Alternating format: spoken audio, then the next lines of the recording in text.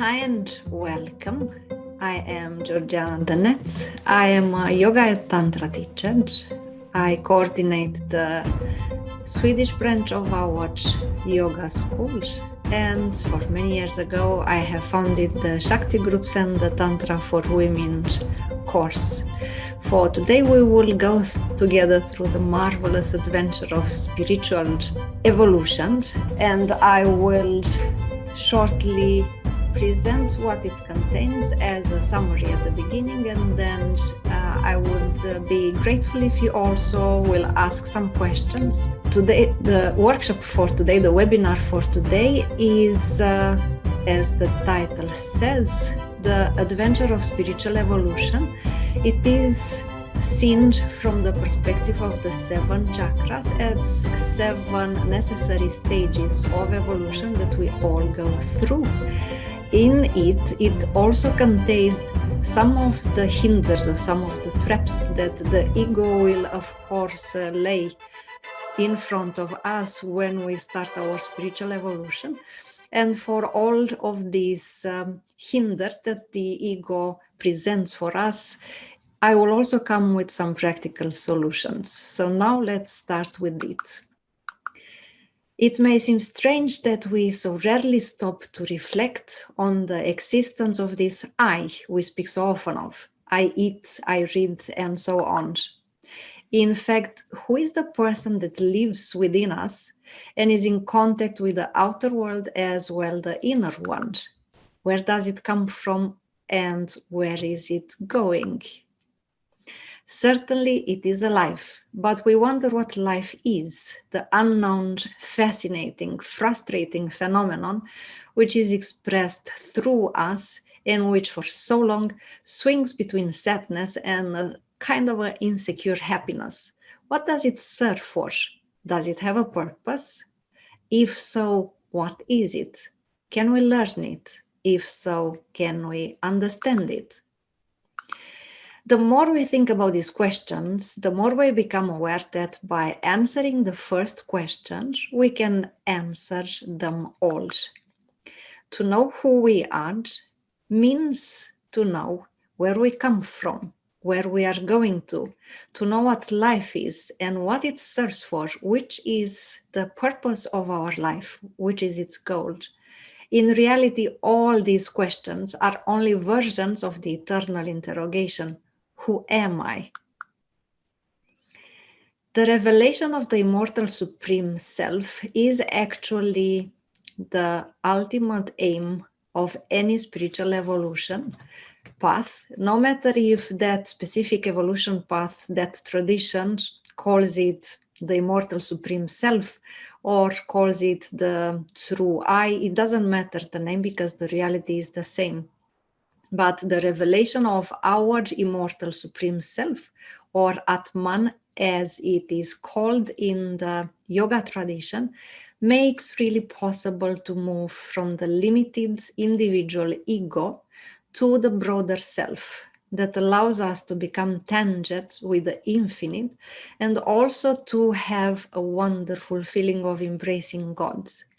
When we manage to accelerate our spiritual evolution and to have this enthusiasm of spiritual practice so that our number one goal is discovering who we really are. When we reveal who we really are, then there are terminated the differences of this simple ego, and thus the ego is transcended. And we will go beyond the smallness of our ego, because the ego is the one creating a whole illusion which makes us believe that we are limited, mortal, and so on. So the revelation of the Immortal Supreme Self is an essential, fundamental, ultimate goal for any human being who is on a genuine spiritual path, no matter which that spiritual path is, and as I already mentioned, no matter what name we give the true self that everyone has. The revelation of the Immortal Supreme Self in our inner universe makes possible also the discovery of the ultimate godly truth, And also it reveals to us God, the Father, in the hypostasis of a live, mysterious, eternal spark existing in every human being. We often are a little bit trapped in this mental perspective upon reality. And we believe many times that we know the truth. But when we will start having glimpses of the ultimate godly truth, we will realize that until we will discover this ultimate godly truth, we know absolutely nothing. We know extremely little about how we function. We know very little about who we really are and what we are able of. We know even less about the reality around us. So up to that point, we will have maybe short moments of illumination in which we realize that we know absolutely nothing. When we will discover the true self, it will allow us to reach the final state of spiritual liberation. So discovering the ultimate godly truth, it will allow us to reach the state of spiritual liberation. And this is the aim of any true, genuine spiritual path. The revelation of the Supreme Self is a duty which every human being has in order to discover the Creator and thus to embrace Him with the same love with which God actually embraces us all the time, permanently. Consciously or not, we all suffer that we cannot be old.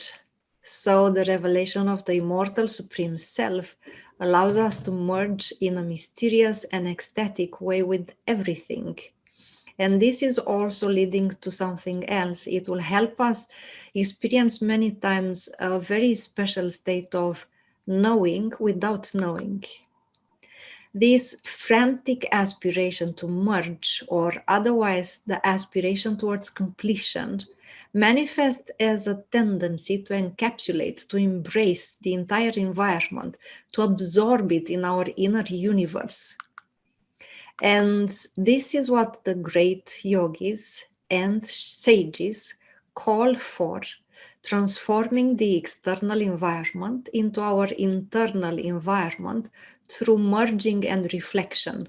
So you will feel when you start, for example, doing meditations for revelation of the Supreme Self, you'll have sometimes states in which you feel that you are everything, that inside of you is the entire universe, that you have somehow encapsulated in yourself the entire creation. It is characteristic for all reality, but only for those who manage to reveal the Supreme Self. This will remain true forever. When revealing Atman, morphing of the external environment into our inner universe brings a state of ecstasy, of ecstatic fusion, highlighting the very entrance into a very mysterious condition of to be. If you just pause for a short moment and think a little bit, ponder upon how you live your daily life, you'll have to admit that most of the time we aren't very much focused on to do, to have, and extremely little on to be. Focusing all the time on to do or on to have creates suffering, deception, frustration, stress, and misery, human misery of any form you can think of. When you are in the mysterious condition of to be, you will be peaceful, happy, balanced, harmonious, and so on. So this is a spiritual transformation. It is an achievement in the sphere of to be, is the very miracle of the human being who has revealed his or her immortal supreme self. It is essential to remember that you cannot be a yogi or a yogini without frantically aspiring to be yoga itself. And equally, you cannot be a spiritually liberated being without being the state of spiritual liberation itself. Knowing this, we need to realize that in order to truly reveal our immortal supreme self Atman, we need to be this immortal self itself. The revelation of the immortal supreme self makes possible to enter into the condition of to be, to attain the state of deification, and thus to achieve the ultimate completion. We are all striving, we are all aspiring to feel complete, to attain this state of completion or perfection, no matter if we do it consciously or unconsciously. It is impregnated at the level of our DNA, it is in our cells, this frantic aspiration to discover who we really are. So when we do something consciously about it, of course, the process will take much shorter time than if we just allow life to push us from behind, so to say, in an unconscious manner. By revealing the Supreme Self, the being really makes a demutilation, getting out of the trap of, for example, loneliness, in which she feels confined, limited, without succeeding in embracing and encompassing in her turn full of love the infinity.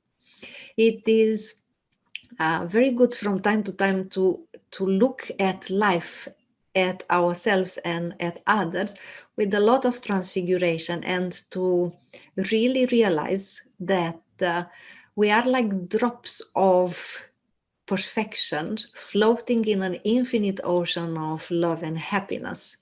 So we are all the time encompassed by the infinity of God. We just need to remember this aspect from time to time so that we don't feel lonely, isolated, and sad. By revealing the immortal supreme self, the human being discovers that divine ideas are always mysterious realities which are distributed without being divided, exactly as the sunlight is. So the sun is just sharing its light without dividing it. It doesn't give it more to one person and less to another one. So the Supreme Self, when we start having glimpses of it more and more, we will also discover these divine ideas, which are mysterious realities that are all the time present within us and around us. So an example, a significant example, the fascinating beauty of a woman who has awakened the state of Shakti manifests itself as the light. It radiates as a delightful good, which is distributed without being divided. By revealing the immortal Supreme Self, we find that everything is mirrored in us, and we are united, intimately fused, and solidary with everything. So this will bring about an expansion of our consciousness, which will allow us to live almost all the time in an ecstatic state. The human being reaches thus the perfect state of spiritual detachment. And this is the good detachment of the wise person that is never distant or cold or contemptuous. So this detachment means that you actually placed yourself in the right position in the divine order of creation. You don't give yourself more importance or less importance than you are, and you actually give everybody their own place. And in this, if you want hierarchy, you will always place God on the first place. By revealing the immortal Supreme Self, the human being discovers that behind the so-called profane material reality, there is a gigantic, amazing concentration of the sacred which reveals God. In her spiritual evolution, the human being passes through different stages, each with certain characteristics. And the knowledge about them may open for us the path to higher levels, which lead us to perfection. So now we will go shortly through these 7 different stages in the human spiritual evolution with their specific characteristics, so that you will be able to somehow map out this adventure of spiritual evolution, to understand better some, for example, some states that you experience, some situations that have the tendency to appear and reappear in your life often and more and more, because there are some life lessons that we didn't learn yet. And it will also help somehow, because you'll know what will follow next. The first stage, corresponding to Muladhara chakra, points out the ignorance or total lack of knowledge and even of information concerning the nature of mind, of consciousness and reality. This is, generally speaking, the case with the majority of human beings nowadays, who are mercantile, who are interested only in material gains, who can find to believe blindly only in what they can perceive with the 5 physical senses, or they believe only in the science, in the mechanicist technology of this material universe. When you start moving towards the second stage, corresponding to Svadhisthana chakra, it points out the sensitivity, more or less accentuated, toward other states of consciousness that can take place either fortuitous or in an organized, traditional manner. For example, you go to a yoga school and you start practicing yoga in an organized manner, so to speak. Sometimes the awakening of interest for spiritual issues may occur because of the onset of some ineffable inner resonance processes when reading a valuable spiritual text, or the testimony of a great master, or a very inspired movie, or simply talking to somebody who already has been on a spiritual path for a while and shares with you states, processes, thoughts regarding this really fascinating adventure of spiritual evolution. Sometimes you can even awaken the spiritual interest because you lived a mystical experience or elevated states of pure orgasm, or even by the paroxysm of painful existential crisis. So you see, you have both both extremes of the scale, both an existential crisis or elevated states of ecstatic orgasm, both that can trigger in you the interest for spiritual evolution. In other cases, the systematic attendance of a group of spiritual persons, or even the approach of a less conventional therapy, which is efficient, can awaken gradually in the human being beneficial, subtle forces that were previously unsuspected, and that will push you to ask intelligent questions that will make you understand that there is more to life than the material aspect of it. So after that, you will slightly progress more, and when you will enter the third stage, that corresponds to Manipura chakra. It will pinpoint the search full of aspiration for efficient methods of awakening for an authentic spiritual path. And this stage is characterized most often by a feverish search, frequently bookish. So people will read a lot, they want to understand, but they want to understand in an intellectual manner, not in a heart manner or in a consciousness manner. They will read a lot and they will maybe start practicing a little bit from the books without the help of somebody else. They will just use the books. And then we will think only of our object, and something inside us whispers that we are sometimes approaching the truth. Our lectures will confirm this later. We then earnestly seek a master or a spiritual guide, and we rush sometimes in what a great yogi called a spiritual cocktail. For example, a kind of combination of postures, therapies, esoteric lectures, which are mixed more or less with meditation techniques, martial arts, practices like Tai Chi, Aikido, biomagnetic healing, and so on and so forth. So you start because the thirst for spiritual evolution is there, and now it is awakened and on the surface much more than the previous two stages.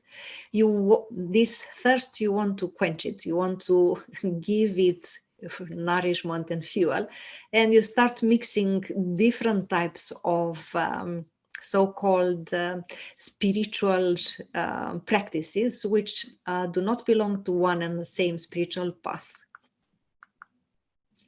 There are some people who unfortunately are fixed definitely only at this stage.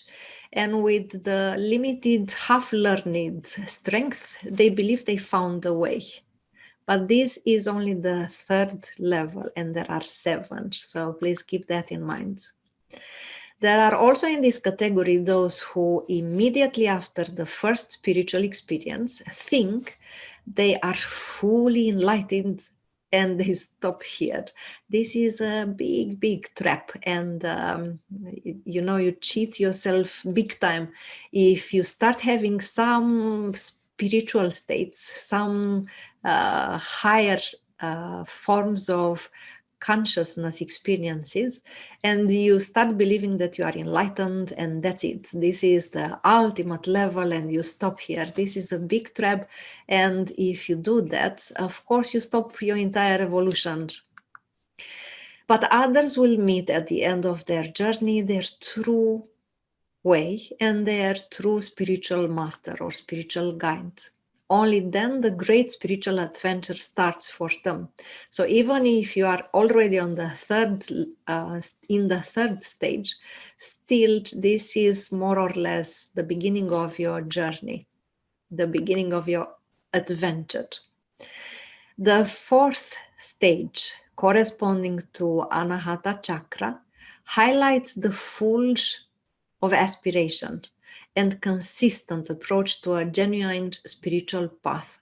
So here your whole approach will transform a lot, because now it is the spiritual heart leading you on this path and not so much the willpower and also the ego, which are specific for the 3rd level.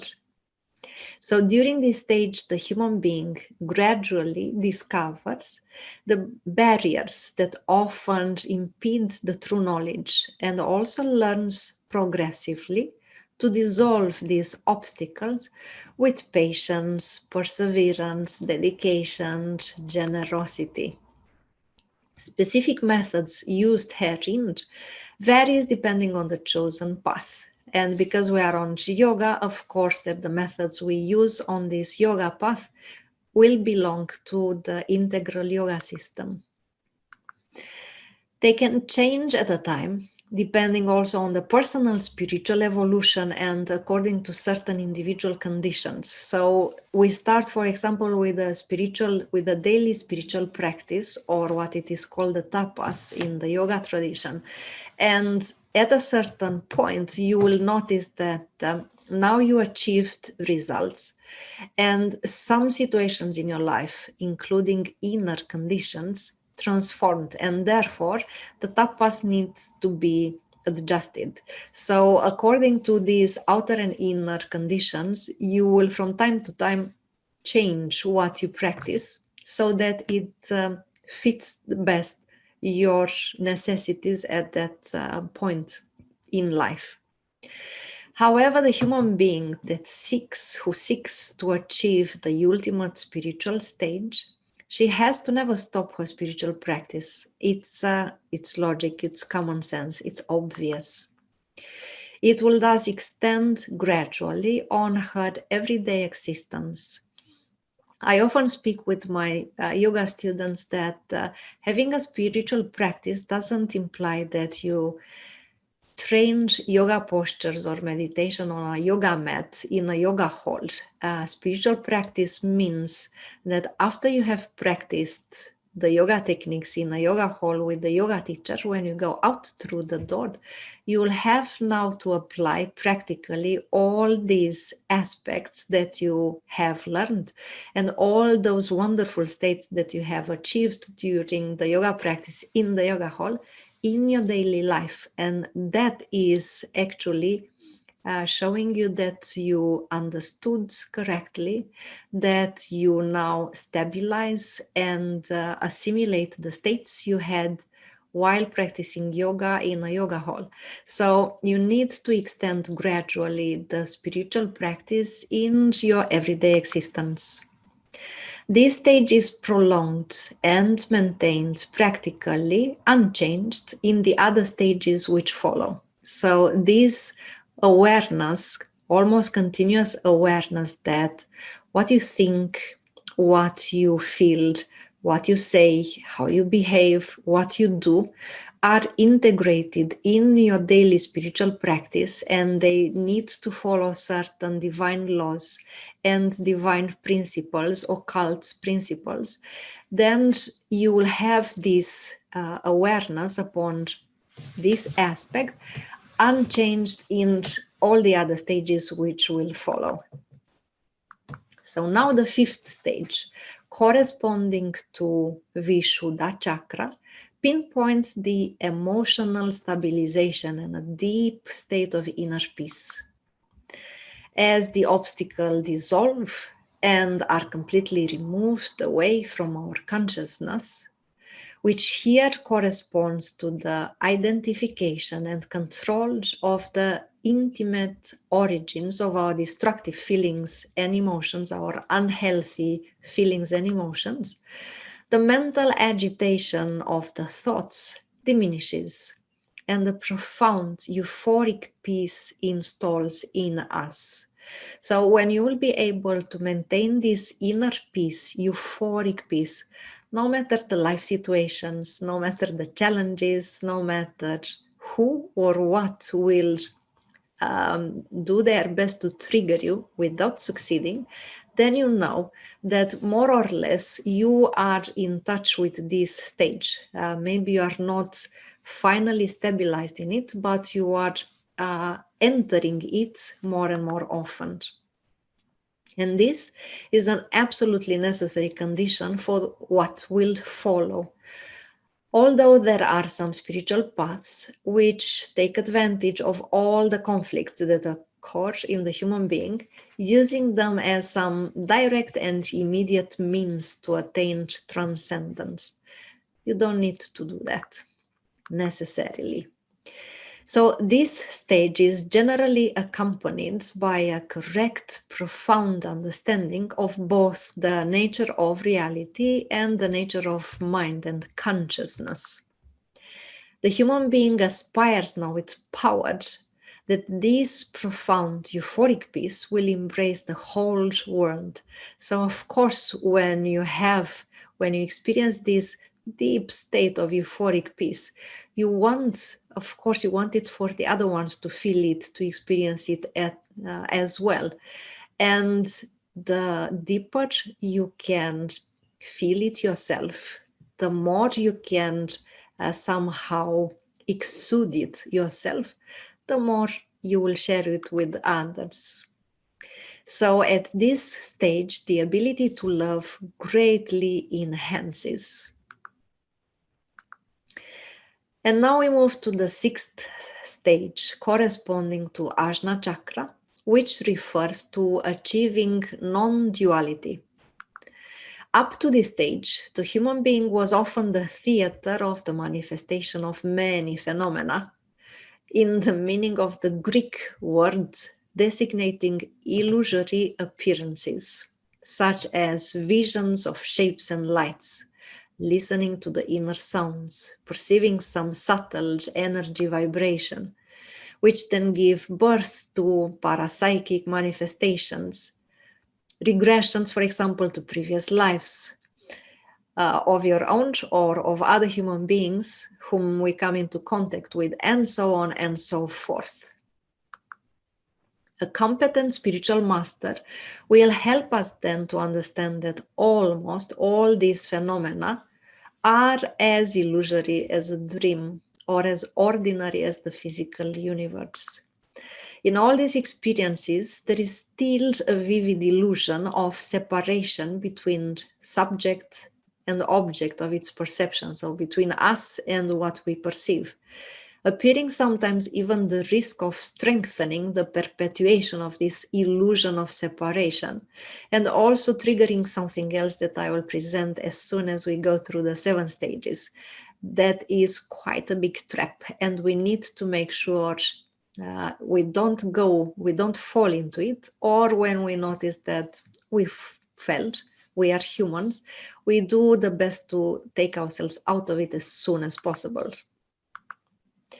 Complete dissolution of this phantasm leads progressively. So the phantasm that I refer here to is the illusion of separation, that we are separated from the rest. When we succeed in dissolving it completely, it will lead us progressively to the appearance of a holistic, ineffable, a-conceptual experience. We don't label anymore the reality. We just are. We feel it without having the discursive mind, the verbal mind, the rational mind, labeling everything, comparing everything, and actually creating the duality, we and the rest. So from the initial stage, if you remember when we spoke of Muladhara chakra, from the initial stage of dualistic ignorance, we go to the true divine knowledge at the level of Ajna chakra, to that state of impersonal presence in which we realize, amazed, that there is no one in particular who knows. Love for all human beings then becomes divine light and is revealed to us as what it actually was in reality forever, from the beginning, without beginnings. So now we will reach the 7th stage of our spiritual evolution, corresponding to Sahasrara chakra. It marks spiritual liberation. While in the previous stage, the real nature was perceived in the form of illuminating deep glimpses, now the presence of God, or the true knowledge, is permanently installed, and it remains constant without being ever lost. Relative absolute dichotomy is now obsolete. So we do not perceive reality as dual. We do not feel any more separated. We do not think, feel, experience in this term that there is something relative and that there is something absolute. It's completely gone. There are no longer concepts, conditionings, but only a supreme light space, immeasurable and radiant. At the same time, we discover amazed that oceanic love, encompassing knowledge, are crossing this body, but definitely they are not limited to it.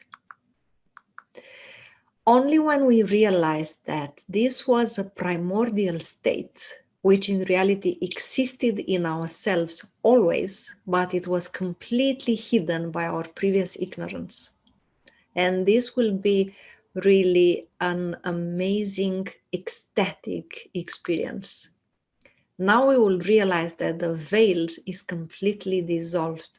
We are one with everything. We are one with God.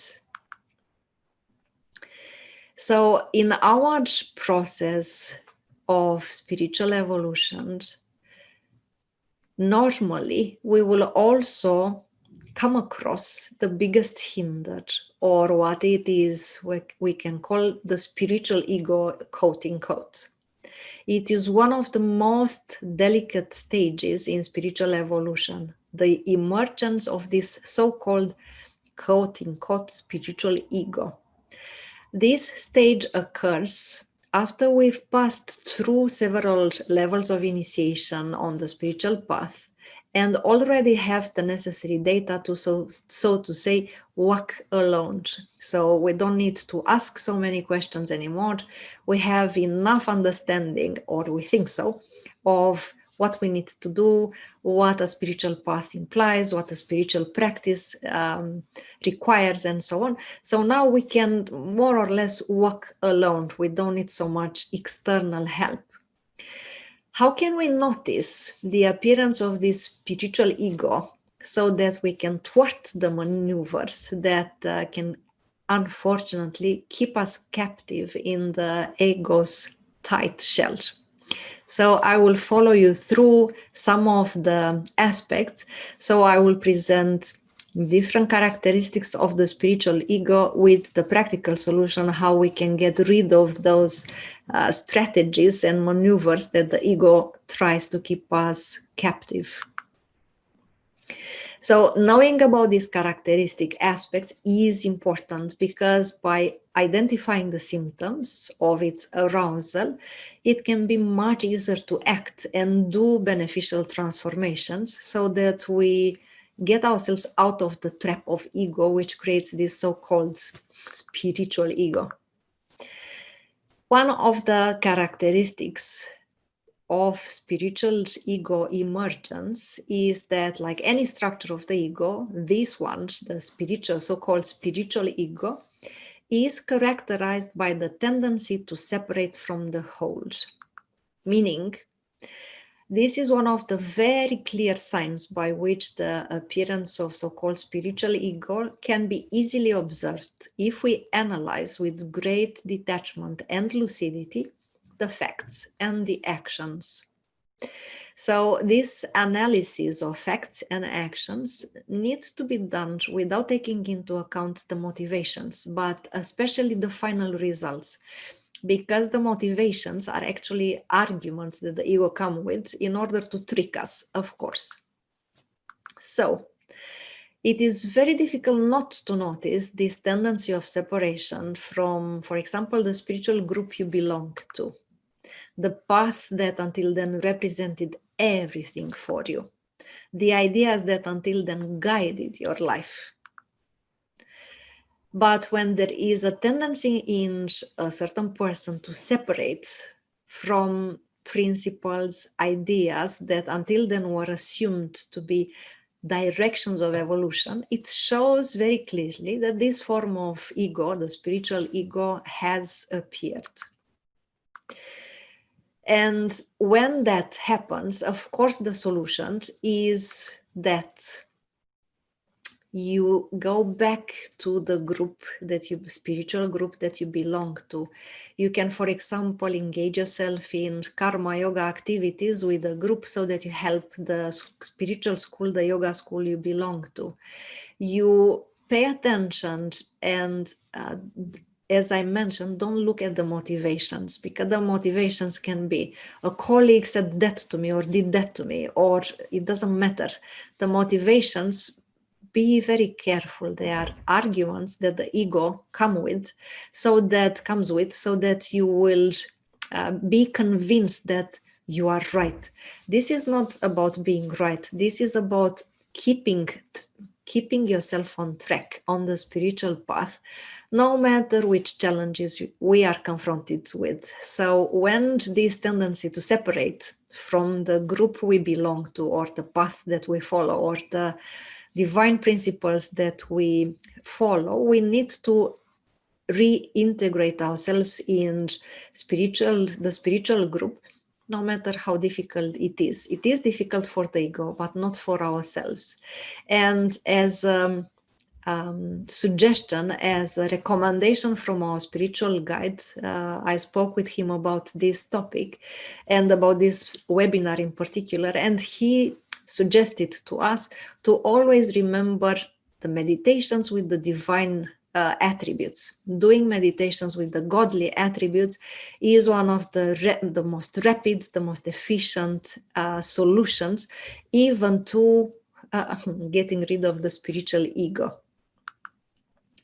Another tendency in this direction, when the spiritual ego appears, is forgetting, is another treacherous form of the spiritual, so-called spiritual ego. So in this case, the human being simply forgets certain aspirations and ideals that she or he had in the beginning, gradually allowing them to be replaced by some much lower and coarser ones. So, for example, in the beginning, when we started with the yoga practice on this yoga path, we practiced many hours per day, and we were fascinated by all the spiritual knowledge that we received. After many years, maybe the aspirations started to decrease, and the ideals, when we started, maybe our ideal was to reveal our immortal supreme self, to discover who we really are, and thus become one with God. And now, many years later, or some years later, some people may start having as an aspiration or an ideal, but actually I want to have a house and a bigger car, and I don't have enough money, so I would like to have a little bit more money. So if you notice that instead of having as number one priority your spiritual evolution and the revelation, self-realization, and now the ideals that start appearing are material ones, this is a clear sign that the spiritual ego took over. It is a gradual process that creeps into the human being due to small daily compromises. And it doesn't appear suddenly, because if you do, it will be too easy to detect it and to get back on the right path. So small daily compromises are, unfortunately, stealing our aspiration, killing our aspiration, and start making this very perverse shift from noble spiritual ideals to materialistic ones, which are definitely not helping us at all. This tendency can be counteracted by, with a lot of humbleness, recalling the states, the aspirations we had when we were much less evolved, so to say. So we can counteract it by a return to the energy of the beginning and the resumption of the values initially established. So doing meditation with the divine attribute of divine beginning, the energy of the beginning, is also a practical solution. Another aspect in connection with the spiritual ego, the impression that you know enough. This impression often appears to those who study a lot and who get to know a lot of aspects, and therefore do not have actually time to experience them practically directly. So they are very scholar-like and very focused on the intellectual aspect of spiritual evolution, but not practice directly all those aspects. So after a while, they will have this false impression, now I know enough. This false impression is another facet of the so-called spiritual ego. So this false impression of knowing enough is a very dangerous trap, because it takes you away from true spiritual knowledge. So true spiritual knowledge is not intellectual. True spiritual knowledge is through direct experience of divine laws, of principles, of manifestation. So when you experience them in your being and you truly understand how they function, that is spiritual knowledge, not necessarily the fact that you learn Sanskrit so that you can read the old yoga books, or that you read a lot of spiritual books and have a lot of information. So mental information is not spiritual knowledge. In this category also is included self-sufficiency. So there are some persons who start practicing yoga and they start having some results, and they have enough aspiration for a while. And because these results sometimes can be really of the domain of paranormal, they start thinking, but now I'm enlightened. Now I am enough. I know enough. I don't have to do more. This is I already attained the highest level of evolution.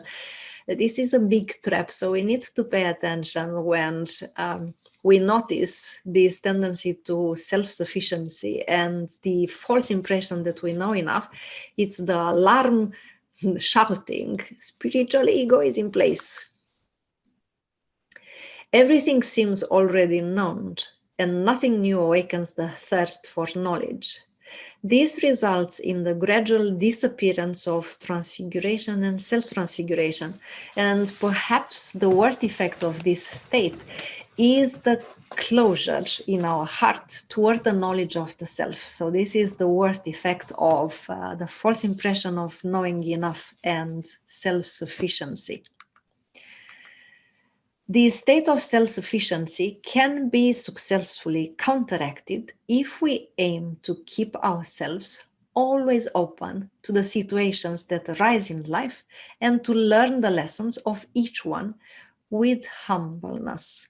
So we can meditate a lot with the godly attribute of godly humbleness, and to keep our heart and our consciousness open to the situations in life and to learn from every single one of them. So, true genuine masters, they learn from God down to the smallest creature you can imagine. A person with a big spiritual ego doesn't learn from anybody anymore because they think, I'm enough, I know enough. So it is a real benefit to look at any situation or person that comes our way in life as a direct reflection of ourselves, and to always look for the lesson we need to learn from that person or existential situation. And having this very healthy attitude to always keep in mind or keep in your consciousness that everything that comes into our life is a direct reflection of ourselves. So when situations which are disharmonious appear in our life, that's a reflection of ourselves. So we can ask ourselves without criticizing or putting us down. We can think, all right, what does reflect in me? Do I have something which I need to harmonize, to get rid of, to improve? Of course, until we reach the supreme state of spiritual liberation, there will always be aspects in us to be improved and harmonized. So if we maintain this state of humbleness, looking at everything as a teacher, at a spiritual teacher, which has something to learn us, it will keep us away from the spiritual ego and its traps. And for this we can, and it's even necessary to use all the lessons we have learned so far, theoretically and practically, and apply them. Make use of them in our daily life. As I mentioned a little bit earlier, yoga doesn't imply only to practice yoga postures on a yoga mat in a yoga hall with the yoga teacher. Yoga means to live your life in a certain way. So all this needs to be done on a background of a state of purity, candor, similar to the state that, for example, children have when they learn. If you have the possibility, the opportunity to notice how kids learn, we can learn a lot from them again. So, sorry. Also, meditation with the state of pure, godly attribute of purity is also of great help. Concrete actions until the results are obtained has a very important, also almost magical effect. If the assimilated knowledge up to a certain point has a little bit the tendency to block the understanding on a certain level. So if we notice that we have the tendency more to listen and to read, not so much to practice, then we can start doing concrete actions, not only practicing yoga postures, but also concrete actions in our daily life until we obtain the results, because that will have a very magical effects also on our aspirations. So another trap of the spiritual, another symptom of spiritual ego, the so-called spiritual ego, is the lack of aspiration. And this is a problem that arises with the so-called spiritual ego and perversely infiltrates the soul of the aspirant over time.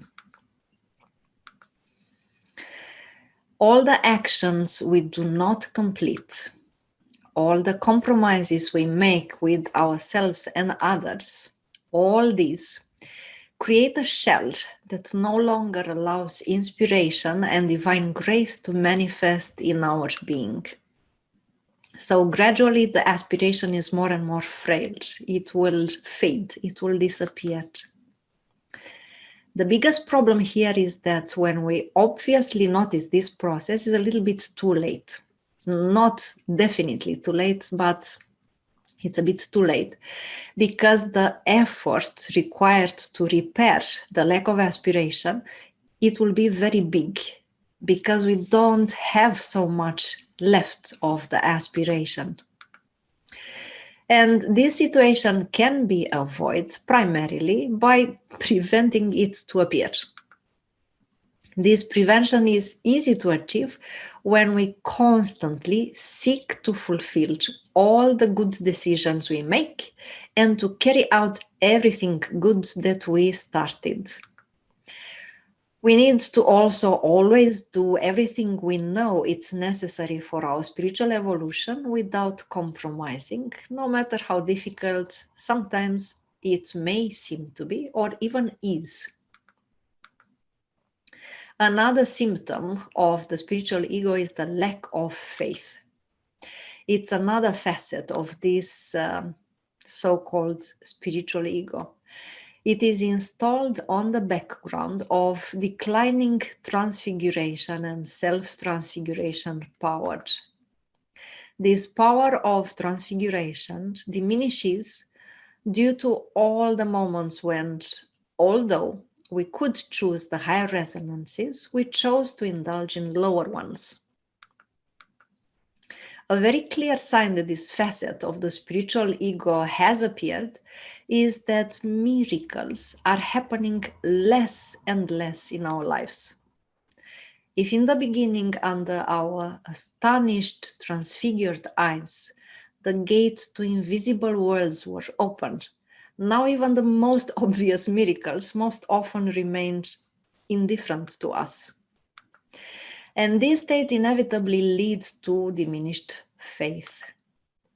Most situations that formed a sacred space in our lives now fall into the realm of the profane. And this decrease is a dramatic fall down of our spiritual level. In order to avoid diminishing faith, we need to carefully cultivate the capacity for transfiguration and self-transfiguration. So meditation with the godly attribute of godly transfiguration will be of great help. We need to always choose the highest aspects that we can perceive in certain situations, and do not accept to compromise, to indulge in low resonances as we did before. In other words, we need to always follow the essentials and set aside what is not essential. It might not be the easiest path to follow, but it is the quickest path to perfection. Another aspect that we can accomplish to remove this facet of the so-called spiritual ego from our lives is to sustain our inner beliefs through deeds that are reflected in daily life. Thus, for example, if we say that the most important thing in our lives is to love, then we will need to do so that we manifest love all the time. And especially in difficult situations, and especially with people that triggers, pushes some points, some weak points, some weak spots in us, that it will be really the signs that we do love. We don't just say we love, but we love. Another symptom of the spiritual ego is the lack of patience. And this is one of the most common causes why some of those who walk the spiritual path are eventually astray or even diverted. If at first the aspirant, the yoga practitioner, has the patience to work with himself or herself, even though the results are difficult to see, when the so-called spiritual ego appears, the aspirant no longer has the patience to practice enough the techniques so that the results have a chance to appear. Although now, and pay attention, this is a very important aspect, although now those results appear much easier, and it is logical because we practiced yoga for quite a long time. We paved the path, we removed some obstacles, some blockages, we purified ourselves, we heightened our level of vibration, our resonance. So now when we practice a certain technique, it will take less time and it will confer us greater results than in the beginning.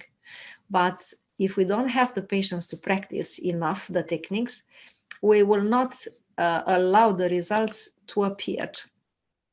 So if in the beginning, only after sustained efforts for weeks and even months, the results could barely be felt, for example, in a hatha yoga session, now a few days of systematic practice of a technique would be enough for very strong effects and results to appear. But due to this loss of patience, we are tempted to end the practice much earlier so that the technique doesn't have a chance to confer us the results. Patience is a virtue, and like any other virtue, it is amplified by practicing it as much as possible. We can also practice meditation with the godly attribute of godly patience. So we need to begin to be patient with those around us, but also with ourselves. It's very important that we also have patience with ourselves. And this time we need not to be patient with our weaknesses, but we need to be patient with the spiritual needs of our being. And if we need a few hours of meditation every day to feel good, we need to be patient and give us what we need. You know, there is a Zen saying, if you are agitated, it's clearly that you need to practice meditation for at least 20 minutes a day. And if you think you don't have time, then you need to practice meditation for 1 hour a day. So it is very helpful to practice meditation because it amplifies, among other things, also the patience.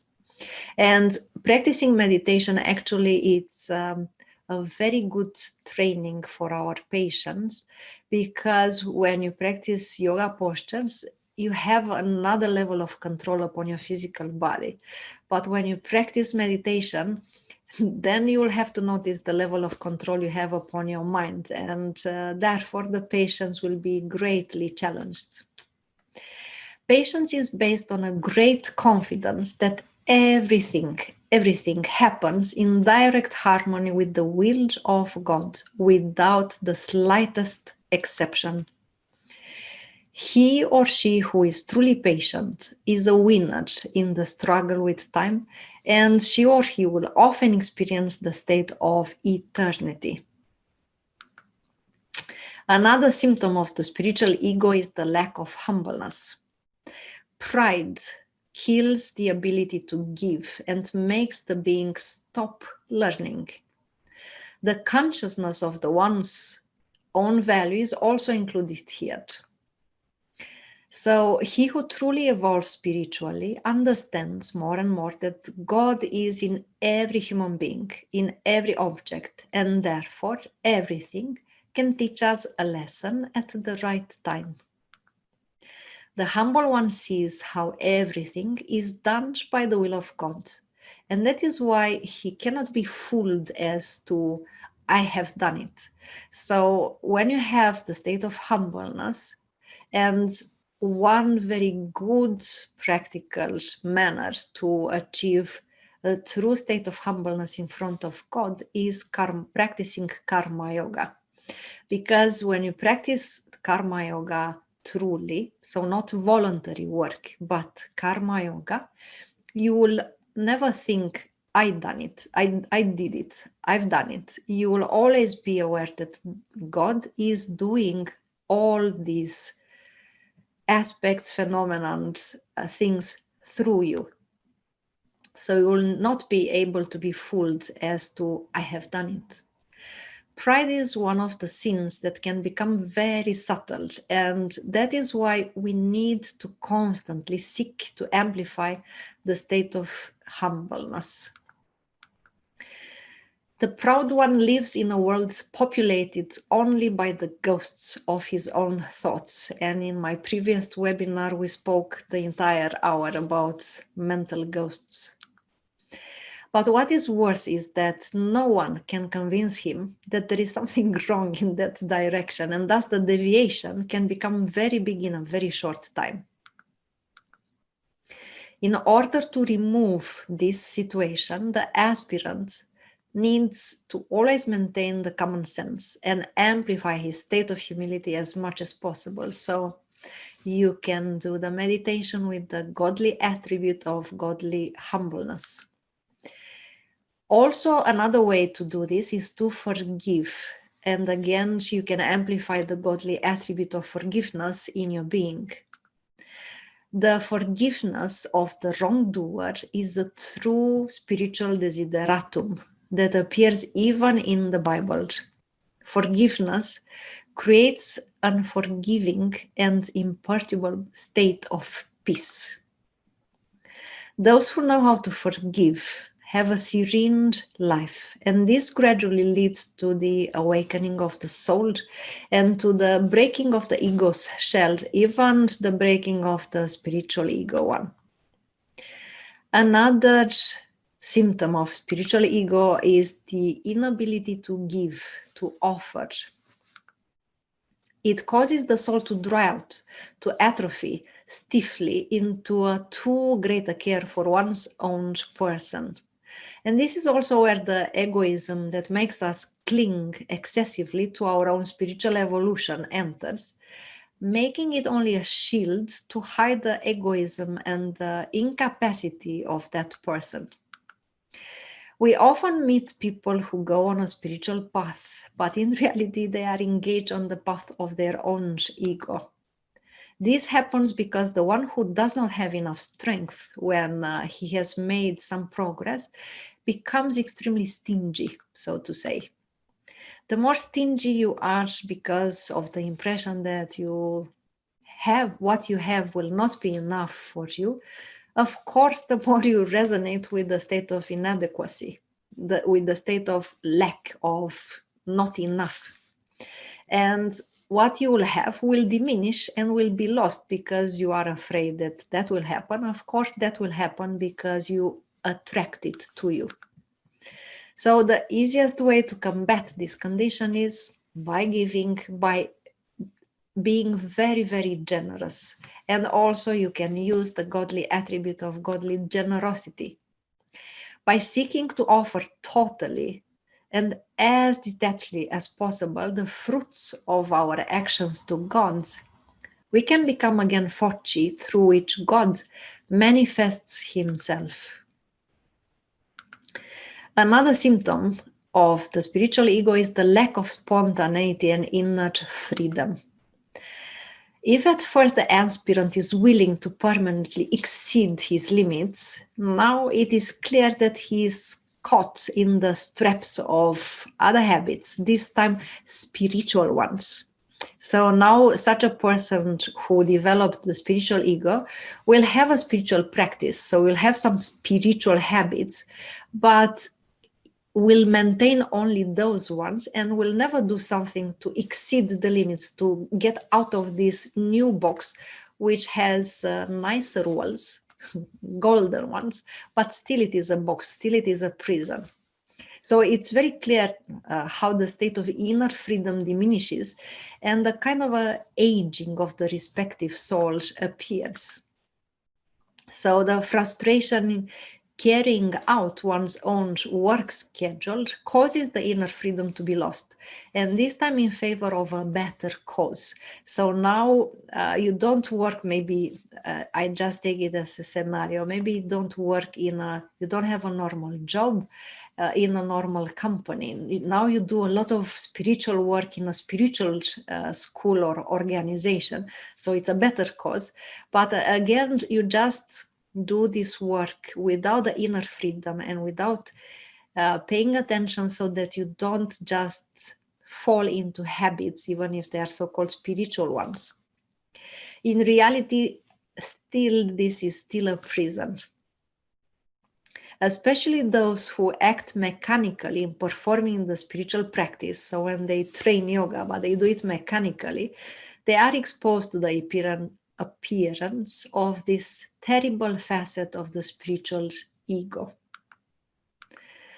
A deep, lucid understanding of the necessity of spiritual evolution is necessary in order to remove this state. In order for these new spiritual barriers to be removed, sadhana, or the daily spiritual training, needs to be understood as an instrument and not as an end in itself. Cultivating an attitude of strength, courage, specific to the concept of Vira or spiritual hero, is very useful in this regard. Another symptom of the spiritual ego is the lack of enthusiasm. This is the clearest sign that the darkening of the soul is occurring. The soul is no longer fed with fresh energies coming from the spiritual ideal, which is now almost forgotten.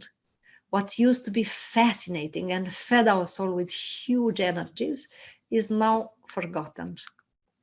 It's necessary that the effort of transfiguration, self-transfiguration, be permanently maintained.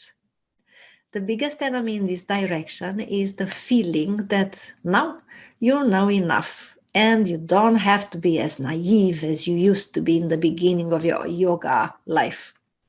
So, throwing aside the naivety you had in the beginning, many aspirants also throw away with it the transfiguration. Also, lack of results poisons the soul and destroys the enthusiasm, even in the case of the most experienced aspirants.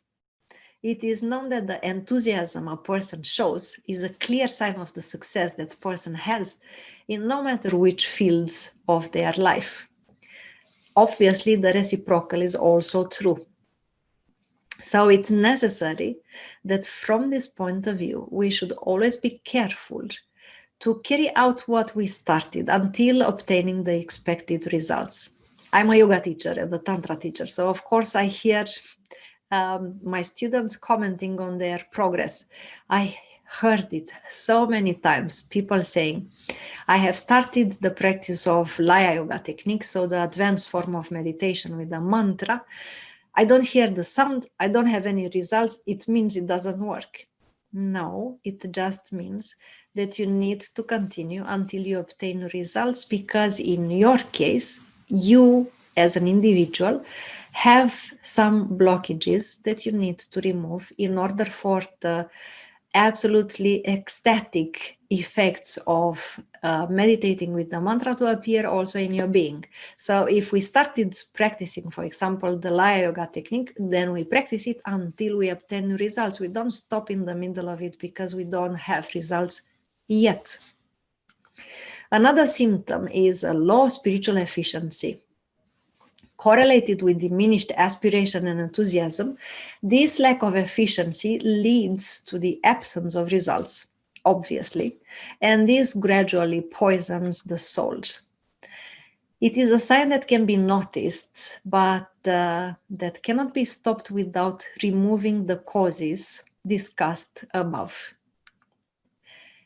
Another symptom of the spiritual ego is the inability to love deeply. This sign is easy to spot, but it's difficult for most people to accept. So, of course, we all want to believe that we are loving, that we have a deep ability to love. If we are truly sincere, honest with ourselves, we will notice that our ability to love has room for improvement.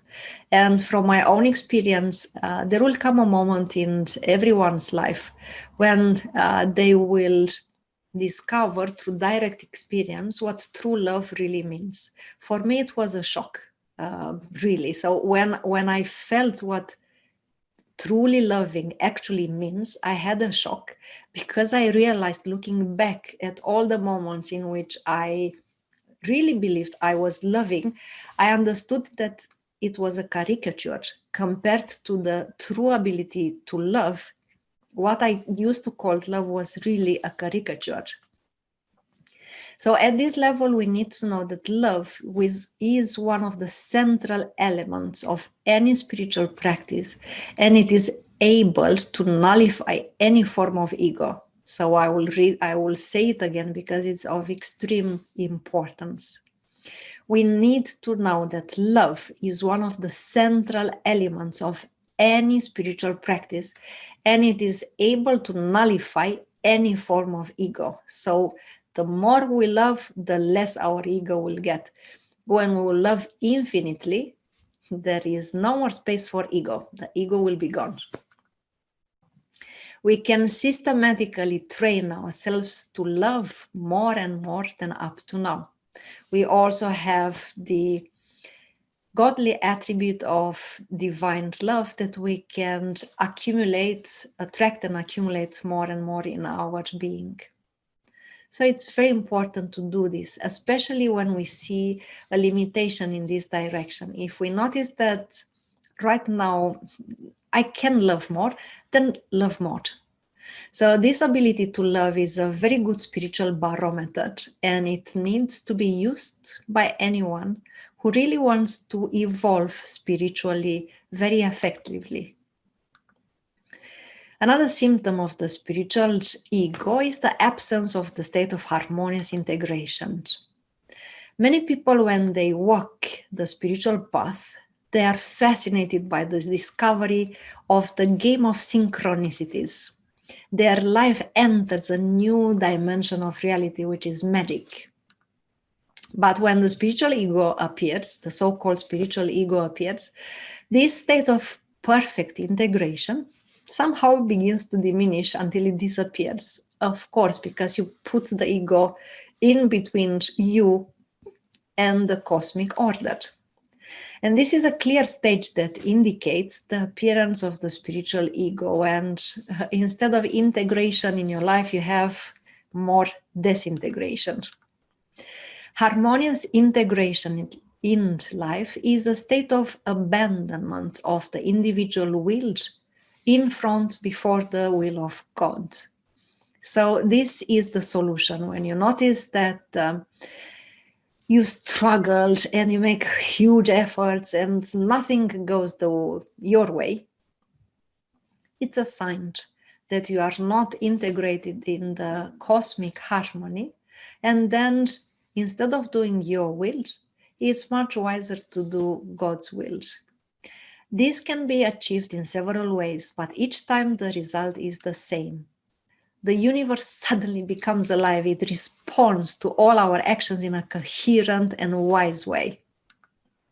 So the harmoniously integrated being does not make any effort. Everything flows in a mysterious, natural way because we are integrating in the cosmic harmony. Life becomes a fascinating lesson in which every detail has a great mark placed by a gigantic intelligence that is now revealed at every step we take. To regain this state, if it has been lost to the spiritual ego, all of the above conditions need to be met. So this was a brief description of the marvelous adventure of spiritual evolution with its 7 stages, but also with the hinders that come from our spiritual ego. So Jessica is asking, will I feel the stage I am in? Definitely. So if you pay attention a little bit to the description that I offered, you will feel the stage in which you are without any doubt. Of course, there will be also the ego coming with its strategies to divert us from the path, and all those symptoms of the spiritual ego are also very good to know about them, so that you understand when some of them appear that we need to remove them. But otherwise, you will definitely notice, for example, the fourth stage, in which now you have this commitment to the spiritual ideals. Now you do your daily practice in a very generous manner. Now you stop making compromises. You apply the knowledge and the understandings and the states that you feel during the yoga practice in a yoga hall or at home in your daily life. Or if you are in the fifth stage of purity and deep inner peace, which is always there, no matter the situations, no matter the challenges, you will definitely notice that you are in that stage. So with the stages, it's not very difficult to pay attention and become aware that, yes, now I am entering the fourth stage.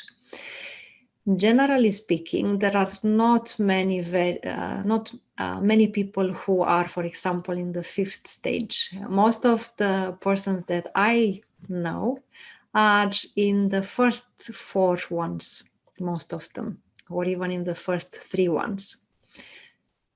Every one of us has a pace of evolution, our rhythm of evolution. So sooner or later, we will all go through them.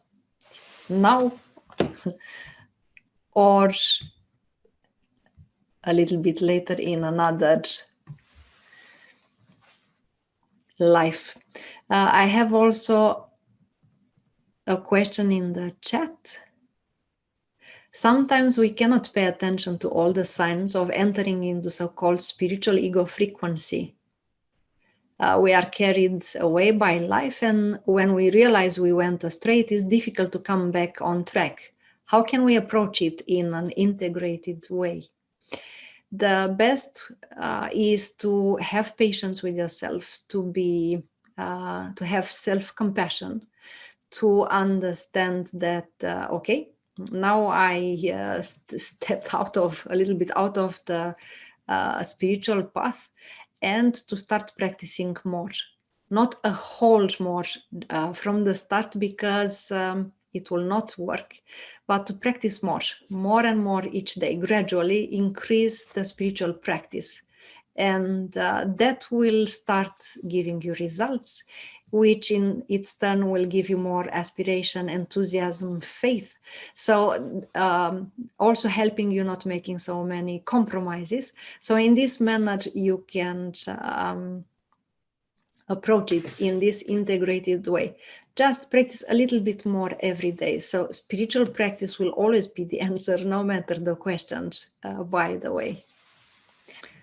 Okay, then I thank you a lot for joining me for this webinar. I hope that the information I have presented is of practical use for you, that you can have some help from it, and I will see you next month for a next webinar. Until then, please take care of you, and I wish all of us an accelerated spiritual evolution, and also I wish all of us a sublime angel and archangel's week, which starts now on Sunday.